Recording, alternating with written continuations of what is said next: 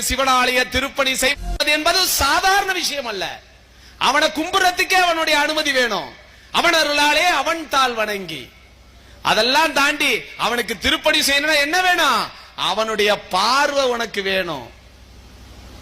வந்து கேட்பாங்க திருப்பணிக்கு, குழப்பத்தை பய வந்துட்டான் பாருங்க, பேக்க தூக்கிட்டு திருப்பணியா அப்படின்னு பொண்டாட்டி உள்ள சொல்லிட்டு போவோம்.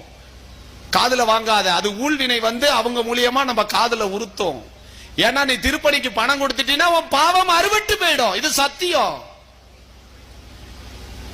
எப்படி இந்து தர்மத்துல ஒன்னே ஒண்ணுலதான் பாவம் அறுபடுகிறது, அது திருப்பணி என்கின்ற செயலில். அதனாலதான் பல செல்வந்தர்கள் வெளிநாட்டுக்கு போறான், கோடி கோடியா அள்ளி கொடுக்கறான், போய் தமிழ்நாட்டு சிவாலயத்தை கட்டு. அவன் பைத்தியமா? கோடி கோடியா பணத்தள்ளி நீ நினைச்சுட்டு இருக்க. எங்க இருந்தோ ஒருத்தர் வந்தாரு, ஒரு அம்மா வந்தாங்க, 2 கோடிக்கு கோயில கட்டி தரேன்ட்டு போயிட்டாங்க. நீ சந்தோஷப்பட்டுக்கிட்டு இருக்க. அந்த அம்மா உனக்கு கிடைக்கிற பாக்கியத்தை லாரி வச்சு அள்ளிட்டு